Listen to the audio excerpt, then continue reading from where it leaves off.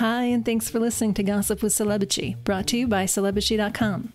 This week we talk about Donald Trump's visit to the UK, the royals, Jennifer Lawrence, Meryl Streep, and Serena Williams.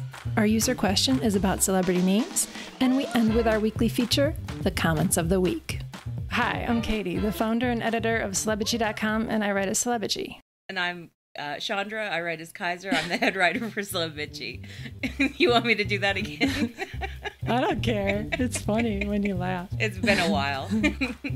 Yeah. It's fine. We can leave it in. I'll probably leave it. It's cute. All right. So we took 2 weeks off. There was Memorial Day and I went away to my parents. And I'm sorry I didn't say we were going to take 2 weeks off. I just said it would be 1 week, but I was like, screw it. Let's take 2 weeks off. It was fine. It was like a little vacation. It is a little bit of a break. And I went to Florida. It was so hot. It was like over 100 degrees. You don't want to go out during the day. It's like a sauna. My parents, they live in the Villages, which is the largest retirement community in the U.S. And it's like a weird culty vibe to it with all these manufactured homes. Seriously, it is very weird. Everyone's like, oh, you're new, or they know you're not a resident and they want to talk to you. And everyone rides golf carts around, which is fun. But there's a ton of golf courses. There's a ton of pools. It's like The Sims. Do your parents play golf? My dad does. My mom is taking golf lessons and swim lessons. You know, this is what they wanted to do. And it's nice. And there's no state taxes in Florida. So it's smart to retire there in a way. But I could not live like that. The people were getting on my nerves within a couple days. I just couldn't live in Florida because of the humidity. It would drive me up the wall. Yeah. Virginia is humid, but it's nothing like the oppressive, like, there's always moisture in the air, humidity. I cannot handle that. It made me sick to my stomach. Yeah. The first couple days, and I couldn't. My mom was like, oh, I just treat it like winter, because we used to live in upstate New York. She's like, remember how bad it was in dead of winter? You didn't go outside all day. Well, we don't go outside all day. And that's true. If you go outside during the day, the only people outside are like lawn workers. But yeah, it is way too hot. And I'm kind of freaking out. I just found that tick in my back. I put it on Twitter and I went to the doctor and got antibiotics for that. So yay, another thing. Yay. Yeah, that sucks. I haven't had a tick on me, I don't know, in years and years. But that's because I rarely go outside. Well, you had that big, sweet dog, too. Yeah, I did. And he brought in the ticks. And, yeah. But I was very good at, like, checking him, but not anymore. He passed away a few years ago. I'm still sad about that. Oh, I can't imagine. But while you were gone, I just basically just sat at home and watched tennis. That's nice. The French Open's been happening. That's been good. Cool. You love tennis and get into it. It's like its own soap opera. Yeah. Exactly. It is a soap opera. There's tons of gossip and all these like soap opera storylines. And yeah, it's great. Sports is like celebrity gossip too, and people make fun of celebrity gossip because it's a women's thing, but the men do it in sports too. Yeah, exactly. You know, when I work out at the gym, I'm always in front of the TV playing ESPN. It's remarkable how much men gossip, but they just do it about sports. Yes. They're just doing it about NBA stuff. They're doing it about Aaron Rodgers and Steph Curry. And it's just the same thing that we do. It's just about athletes. Exactly. Sometimes I try to make that analogy to people and they'll get it a little bit, but they're like, oh, not really. You know? So this week we had crazy state visit by Trump and his treasonous kids to the UK. And it was just, I feel bad for the royals for having to entertain him. And, whatever. Well, I mean, it was always supposed to happen. It was just supposed to happen like a year ago or earlier. Oh, okay. Theresa May really, really wanted Trump to come for like a big, fancy, schmancy state visit and like, you know, have the royals roll out the red carpet for him. And so they finally did that. And of course, there were all these protests, the baby Trump blimp, which is hilarious because it looks so much like him. It does. It's not hard to make a cartoon that looks like him, though, because he has such exaggerated features. But props to our UK listeners for keeping up the fight and for protesting or. Yeah, they're really cool.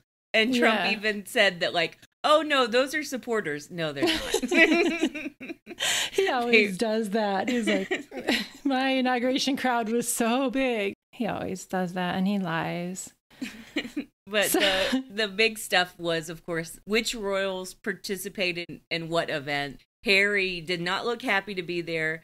He apparently was at the lunch at Buckingham Palace. Yes. When Trump first arrived, but there weren't any photos of him. They only did photos with the Trumps and the Prince of Wales and Camilla.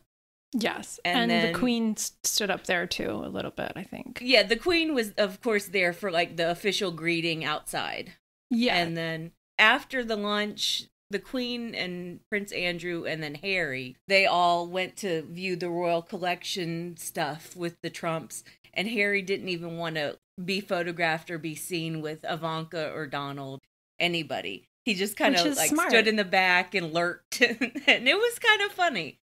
That is smart. And yeah, William and Kate didn't get photographed with him either, which is also smart. Will and Kate, they avoided the entire day of activities, and then they just showed up for the state banquet. And I think it was very typical of royal coverage, like the official royal coverage, that it was just about how Kate looked and what tiara she was wearing and her dress. And no one even mentioned the fact that, oh, right, Kate and William were not photographed with Trump at all. They did that deliberately, too, I'm sure. Yeah. I mean, it could have been arranged by the higher-up royals, and the Queen was like, we'll take this one for you guys, because we know that you're going to be around for a while, and you'll have to live up to these pictures. When someone compare it, if you get your picture taken with a Nazi that's around forever. Well, I mean, it is. As other people have pointed out, the Queen has met tons of dictators and despots. Trump is not the worst person that she's ever met, but he's right up there. Like, he's probably, he's up top there, 10 worst, I would say. Yeah. But, she's used to, throwing out the red carpet for terrible people. She didn't have a choice in the matter, so she just sort of organized it so that the younger royals were not hit too badly with bad Trump PR. And he brought his whole family. Yeah. I think I saw that Don Trump Jr. was there. I didn't even want to cover them. That's how much I hate this family. I have such revulsion towards them. And I didn't even want to cover it, but everyone just kept talking about how hideous they all looked. And they really did. They did. I like how you covered that Ivanka story. Ivanka looked like a smacked ass. She was wearing a fucking tablecloth. And then Tiffany was all puffy in that belt and her stupid fucking hat with the little... and whatever. Poor Tiffany. I mean, I don't like to I think she's pregnant. Somebody posted a photo of her on a boat with her boyfriend, and she does have a pregnant belly. She does. Maybe. So she does look like she chubbed up a little bit. No shame in that. She looks fine. But I think she's legit pregnant. I'm sorry. I'm just remembering. Someone made a joke that Tiffany looked like a girl who gave birth at the prom and then just put her dress back on.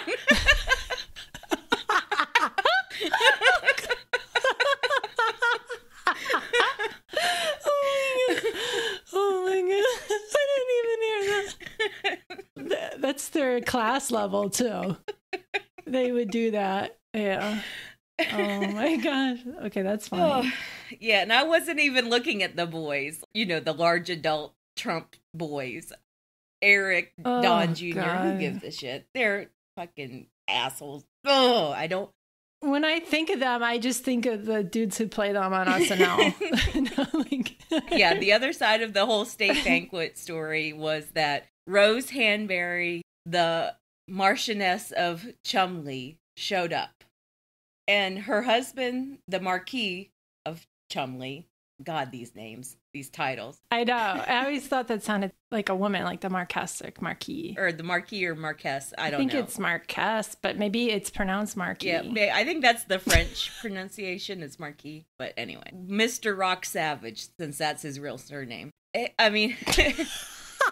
It sounds like Kate Winslet's husband's name or something, like it's totally fake. Yeah, but I mean, it is his name. His name is Rock Savage. He is the Lord Great Chamberlain. So he has like all of these official duties to do at these like very big royal events. He's there for the opening of Parliament. He's required to be there for like the big state banquets. So obviously he was invited, and his wife usually comes along, but it's very interesting that she came along to this dinner maybe 2 months after the whole scandal thing happened with the rural rival. Oh, I can't. I wanted to see if you could say that. Rural rival. You gotta slow it down to get it out your mouth. Rural rival. Yeah. So Rose Hanbury looks, I made this side-by-side photo of them to put on the social media, but she looks so much like Kate when you put them side by side. And they were wearing the white dresses. They both have similar figures and faces. William has a type. That would make sense. I mean, a lot of men have types.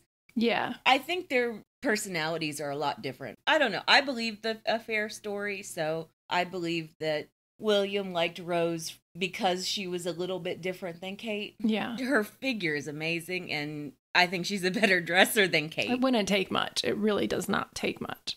What did you think of Kate's dress? The Alexander McQueen? It's just a tiered, ruffly dress. It doesn't do much. Didn't even have like those little cap sleeves. Yeah, it was just a tiered ruffle dress. It wasn't, like you said, it's good for Kate. Yeah. So it's not straight out of Dynasty. That was reserved for Ivanka. Or maybe I'm just getting used to her style. I didn't feel strongly one way or the other about it. I was like, yeah, that looks like Kate. That looks like something she would pick out. She looked pretty. She always looks pretty, but she sometimes looks very dated, and it just looked a little bit dated, but that's how her style. Yeah, it looks girlish. I think she veers too often to that. It's either really frumpy and like too old or way too young. Flouncy and too young. Yeah. She's never been able to find that middle ground of dressing like a 30-something duchess. Kate has been kind of looking to other people to define herself. Oh, yeah. And that's how her fashion looks, too. Like she's cribbing off of Diana. Or her mom.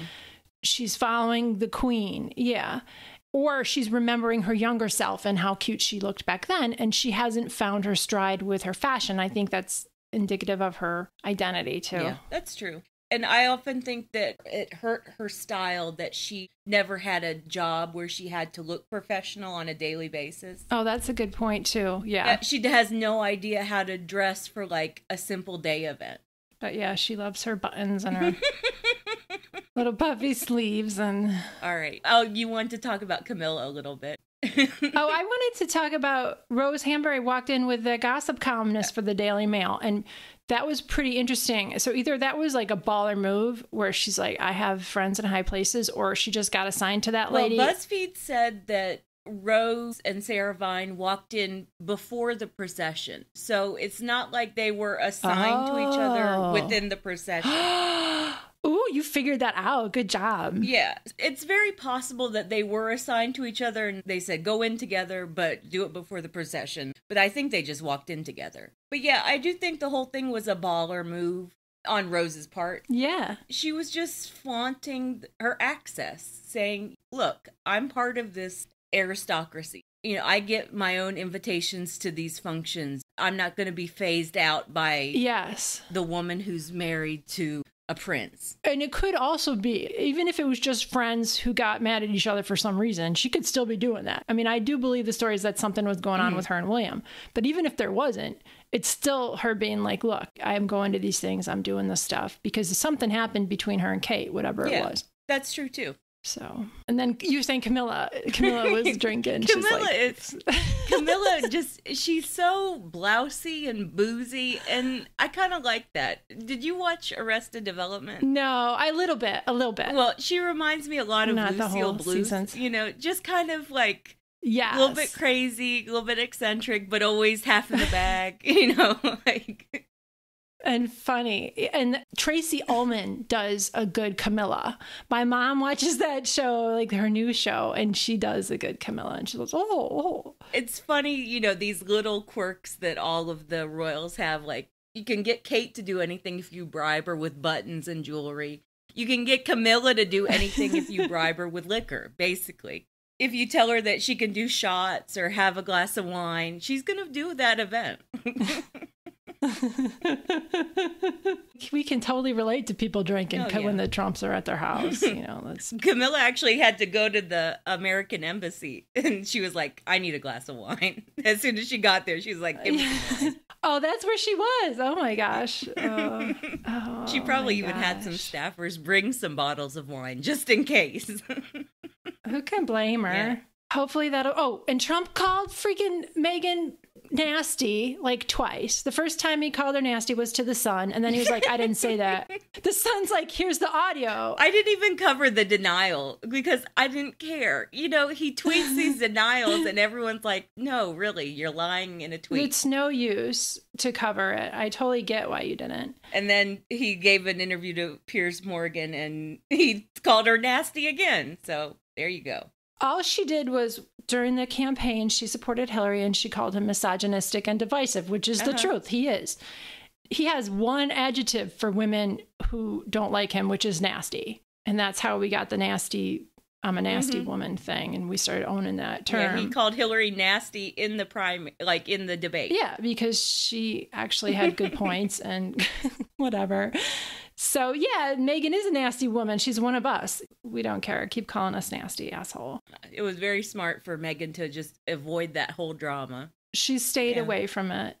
I'm saying that about her because I have a shirt that says, I'm a nasty woman, and I vote, and I wear it whenever I vote. But it's kind of sad now because I bought it before Hillary won. It's kind of bittersweet, yeah.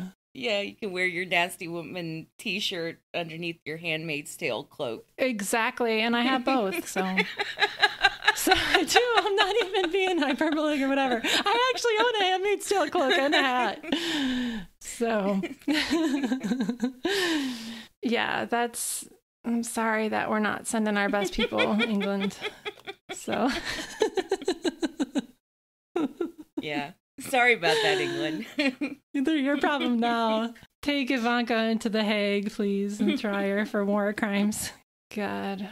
So Jennifer Lawrence is doing promotional work for that X-Men Dark Phoenix, which is the last X-Men that nobody wanted. Still make a ton of money. I don't like, really, there's more of that shit. I never got that into it. I'll watch them on TV. Well, they're going to, first of all, let's just take a minute to say they're going to reboot the franchise. They are. They will. Because now Marvel owns it. Oh, really? Now they're just going to fold X-Men into the Marvel universe, and the whole thing will get rebooted and we'll have a new Wolverine, and it'll be on the Disney streaming. Yeah. Jennifer Lawrence has barely done any promotion for Dark Phoenix because it's her last outing as Mystique, and no one really cares about the movie. And so she's just done a few appearances here and there, and she showed up to the premiere. And my God, she looks so different. So people were trying to figure out what she had done because her face looks much different. It's clear she had some Botox in her forehead. And she was on Jimmy Kimmel with the rest of the cast, and when she was talking, only her mouth moved. Other people are saying you can see that she had veneers, so she had something done to her teeth. She had some Botox. It could be something else. She did get a nose job early in her career, around 2011. I was looking through old pictures of her. Yeah, I was looking very closely at the photos, trying to figure out exactly what was different. I mean, obviously, I wrote that post, so I was like, wow, she looks really different. Yeah. I think it was a few very subtle things, but it happened all at once, maybe over the course of 3 months. And I think it was a very, very subtle nose job. I think her nose is just slightly different. I think she had something done to her chin, but just very little. Yeah, people said that too. Chin implant. And I think the Botox, But was it just me, or was her face thinner? Her face looks sharper. Yeah, it just looks sharper. She doesn't have those baby cheeks anymore. Oh, yeah, I remember. Those were so cute. Oh, she was so pretty before. So I think all that can be achieved now through these liquid facelifts or whatever that they're doing with a lot of Botox and fillers. And that's what people are commenting. So I don't know if she had anything surgically done or if she just had a bunch of different little injections and her doctor was like, oh, people won't be able to tell. We can tell. Yeah, we can definitely tell. We just can't figure it out exactly what it is. So I don't know. That's why I'm thinking it's that liquid facelift thing that's popular now. You always know more about that kind of stuff than me because I just don't know of any injectable or liquid facelift, whatever, that will make your nose just subtly smaller and your chin subtly more prominent. It does work. Who's that skinny girl founder, Bethany Frankel? Oh, yeah. She admitted that she got the Botox around her nose, and that's why her nose looked different. Yeah, that's something they can do. And I have looked through the Instagrams for the plastic surgeons. It's not something I would recommend you do because you're not going to like it. I know you. I figured out what kind of hernia I have in my stomach from looking at that.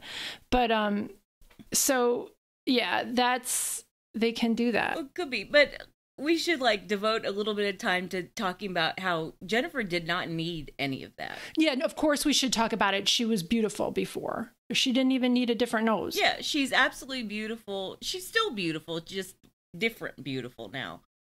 And when women do that, it's annoying. Yes. And they act like nothing has changed. There are a lot of women who do that, but the only ones who admit it are the Real Housewives and the Instagram and Cardi B people. They're like, yeah, I got yeah, Cardi B did too. They're like, yeah, I got this done. Which, if you're famous, that seems like the way to go because they can't. I like how Cardi B is really honest about her work, and she even had to cancel concerts because of her plastic surgery. Anyway, that's a whole other conversation. That must have sucked. I can't imagine. What she the recovery must have been really bad and hard for her. Well, she had a million things done all at once. She had lipo and a boob job, and I think she had something done to her ass. She said the baby just ruined her body. Yeah. I don't think she's going to get pregnant again soon, but she probably will. And then she'll have to get more plastic surgery. Yeah. Anyway, we were talking about Jennifer Lawrence. She looks different. She's not going to own up to it because that's not her thing. She doesn't do Instagram or anything either, so she's not really open. Oh, somebody said Jennifer Lawrence is so chummy with all those Real Housewives and the Kardashians, so of course she's getting the same crap done to her face. Oh, that's a good point. Yeah. Yeah. It's it's an LA thing too. If your friends are all doing it, you're like, okay, I'll go to your guy. We can't conceive of it because we live in the country and our friends aren't doing it. Well, some of mine have done it, but it's rarer. I don't know. It's just sad that she felt like, she needed to get tweaked right before her wedding. One of my old friends, I'm not close to her anymore, but she lived in LA. She got married. Well, she lived in San Francisco. She got married around 30. She got Botox before her wedding. She was 30. It's a thing out there. Yeah. It's so easy to get. You just show up somewhere and get it like a haircut. Well, I mean, that's what the Kardashian Jenners do. Kylie was getting all that crap done to her face when she was 17. Yeah, that's outrageous. But okay. All right. So Meryl Streep is in Big Little Lies too, and she's playing the mom of an abusive piece of shit who got murdered. And I can say that. Okay. You watched the first season. She plays Perry's mother, and I think it's a big deal that they are even doing a second season, just as a little side note.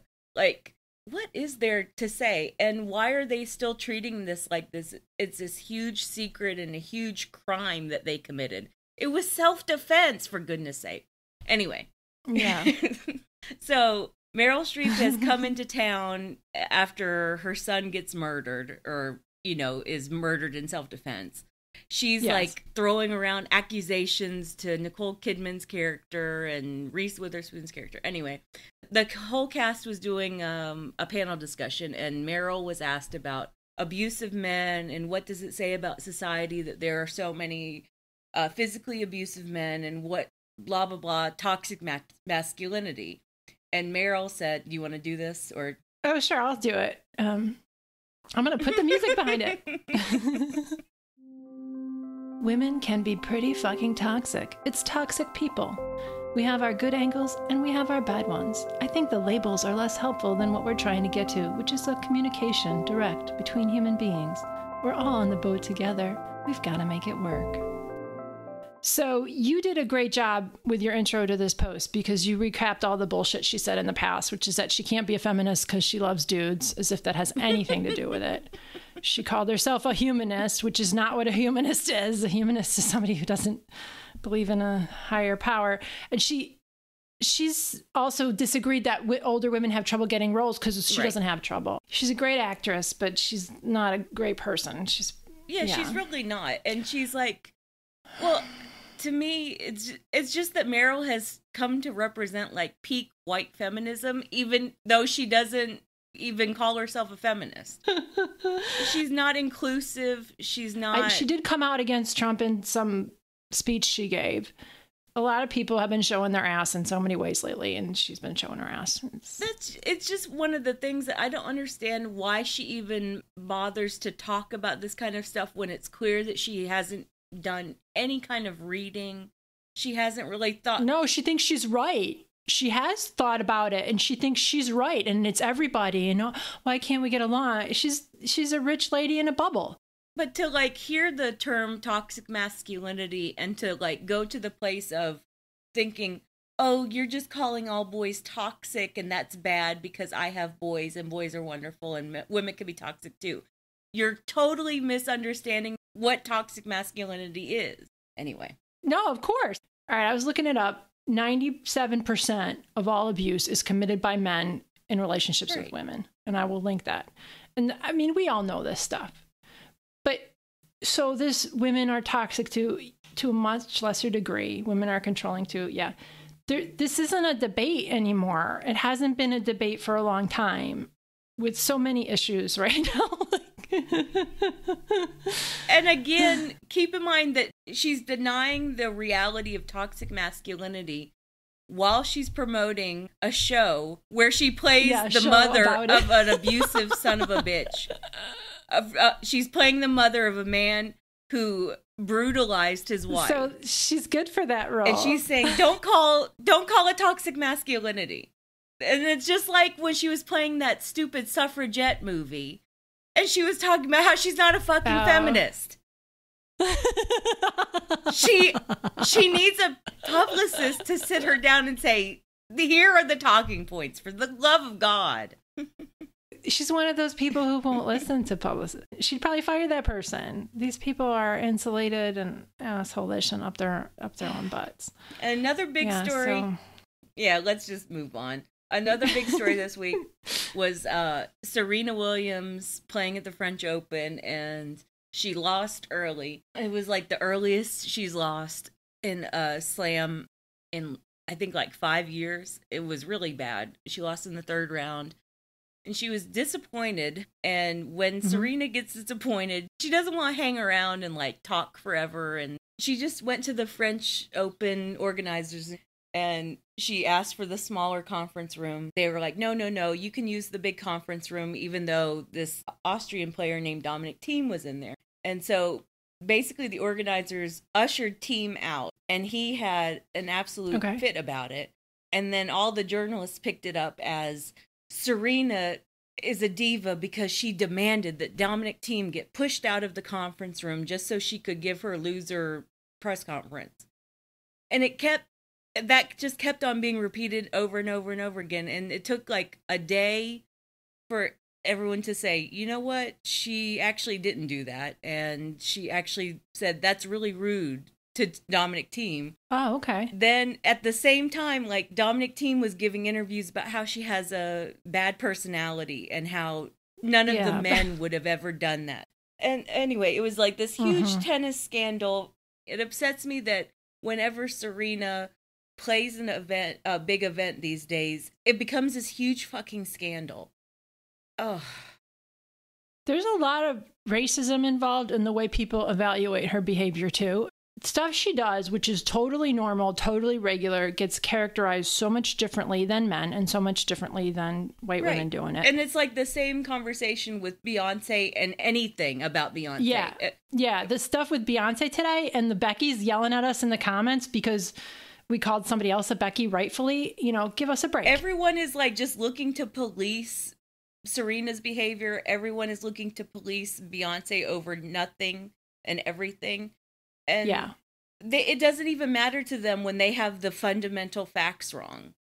They just keep on repeating those lies until it becomes the narrative that Serena is such a sore loser. Serena is such a diva. Racist people are being racist and denying they're racist and acting like calling them racist is worse than actually being racist. And you know what? Wimbledon is coming up, and I feel like it's going to get even worse because those British journalists, they get Serena in their sights, and it becomes about, is Meghan going to come and see her play? Or they'll turn something into Serena's a diva. Serena's so rude. And they'll use Meghan, too. They'll use Meghan to do it. Yeah, they will. Because Serena's friends with Meghan. Even if she wasn't, they'd probably figure out a way to do that. Yeah. But one of my favorite things from Wimbledon last year was how upset Meghan was when Serena lost in the final. Oh, yeah. I was upset too. Like, I was near tears. But, like, to see Meghan's, like, not be able to hide her emotions, that she was so upset that Serena lost. She was almost crying. I'll have to find that and link it in the post for this podcast because I don't remember that. Everyone was like, ooh, Meghan is salty about this. She's not happy that Serena got beaten in the final. Let's move on to the user feedback and questions. So the last time we talked was 2 weeks ago, and at that time we were looking for a new writer. And I want to thank everyone who sent in applications and inquiries. I did not get back to everybody. I feel really guilty saying no to people. So I want you to know that I really appreciate it. And I read every email and I thought of you, and I feel like a jerk saying no. We did find a writer, Quimby. She sent in an article with her application that we could actually use that day, and that set her apart. She sent in the first article was about Celine Dion on, what is that, car karaoke? I'm so stupid. I'm like, forgot the name of it. Quimby sent an article. I know, I fucked this up. Don't laugh. I'm going to have to cut No, all I this totally zoned out and you were just like talking, you went blah. And because I wanted you to come in and save me because I forgot the name of the show. I wasn't paying. So Quimby set herself apart because she sent, stop making fun of me. Oh, shit. I'm sorry. I totally zoned out. My bad. It's okay. We hired Quimby because she sent in an article with her application, and it was one that we could actually use. It was a fresh new article for us, and nobody else did that. It was about Celine Dion on carpool karaoke, and somehow she picked an article that we weren't likely to cover ourselves either. So we were able to use that and hire her, and she's working out great. And I will keep everybody's emails on file. And if we are looking again, I will get back to you. And I really appreciate that. And we updated the podcast post for number 18. So if you go to celebrity.com/podcast, we updated that post with the information that we had hired somebody, but we still got inquiries after that. We had a question that came in from Gabby. She's a Canadian listener. She asked, what celebrity name do you always have to look up when you write about them, no matter how many times you've spelled it before, i.e., Gyllenhaal. Am I even saying Jake Gyllenhaal? Yeah, Jake Gyllenhaal's name, or Maggie Gyllenhaal. Yeah, I always think I'm pronouncing, because I think somewhere he said it was like Gyllenhaal or some crazy shit. Seriously, he was. Maybe that was the original pronunciation of it. I have to help you with it. It is actually Gyllenhaal. Gyllenhaal. There it is. I don't ever have to really look it up. I just type it in because I use Chrome, and they have that magic thing where they'll put a red line under it and they recognize all the celebrity names, even like the lesser celebrities they usually recognize. I always misspell Cara Delevingne and Busy Phillips, but I just put the little cursor over it and right click and get the right spelling. I always misspell Busy Phillips because I want to put 2 L's and 1 P. Yes. Yes, me too. I mean, because of this job, I've finally, only in the past year or so, I've learned how to spell Matthew McConaughey's name from memory. Let's see. Richie. Because there's Guy Ritchie, there's Sophia Ritchie, Lionel Ritchie, all these Ritchies, and some of them are spelled with a T and some of them are not. And so I always have to look that up. Well, I always misspell embarrassment, like every single time I spell it. Me too. 2 R's and 2 S's, but I don't remember. And I'm like, this time I've got it. And I spell it with 1 R. I'm like, nope, stupid again. And Taron Egerton, I've misspelled his name like 5 different times in the past month. I always want to put a D in there because I think it's like Joel Edgerton. Too. I think his name is spelled with a D. Oh, that's why, because of Joel Edgerton. I have lots of problems with Kristens because some are spelled with an I-N, some with an E-N. Yes. Let's move on to the comments of the week. Do you have a comment of the week? I was looking for one. I was trying to look for one real quickly because I forgot to look for one. Go ahead and look because there's some good ones today. I picked really old ones. I just saved these from a while ago. All right. I've got one. All right. And these are these are going to be over a week old. Cannabelle said there was a post about Demi Moore and that Hecate covered where she got one of those exercise mirrors, and it was probably a SponCon deal where there's a little person on the mirror and they help you work out. It just seems like a waste of money to me because you could just do a free workout off YouTube. But Cannabelle wrote on that post, read the headline and thought that she bought a mirror that tells her that she's in great shape and looks beautiful. # Snow White moment. That would be cool. That would be a cool mirror. It would be worth spending the money on. I got one more. So there was that story about Trump's people covering up the USS John McCain warship when he visited because he can't stand to see anything about that man. And Saraya said, "This is what I do to keep my 3-year-old from tantruming if she sees ice cream and I don't want her to have it. I block her vision if possible. That is what staffers have to do to stop our president from behaving like my 3-year-old." So yeah, it's true. I said in the post, I believe that Trump didn't order them to cover up the John McCain thing. I think they just did that because they knew a tantrum would come. Yeah, they're trying to get out of it. Yeah. Yeah. And my comment of the week was from one of the royal posts about how Camilla is the booze hound MVP. It's true.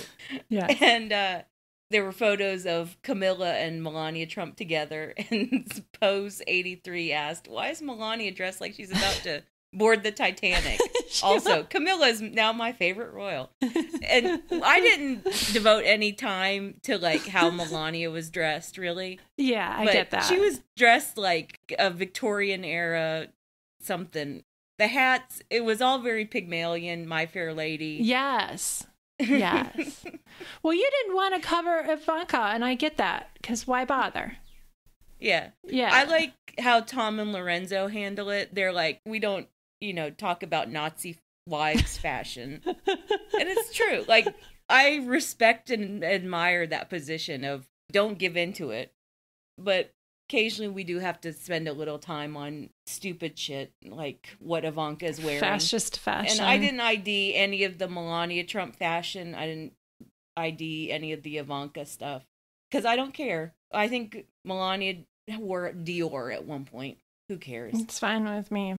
We don't have to cover that. Or we can. It gets a ton of comments. We don't want to ruffle Trump's hair. We don't want to cover them like they're normal people wearing fashion. They're doing horrible things. And there was some ridiculous coverage in the British media about the visit where they made Melania sound like the second coming of Jackie Kennedy. And it was really gross. Yeah. Anyway. All right. Well, thanks for listening, bitches. Thanks, bitches. Thank you for listening to the Celebrity Podcast. If you could please rate, review, and subscribe to us on iTunes, Stitcher, or your platform of choice, it will really help us, and we appreciate it a lot. You can call us and leave a voicemail at 434-218-3219. Our website is celebrity.com, and we're also on Twitter under that handle and on Instagram as Celebrity Official. Thanks again.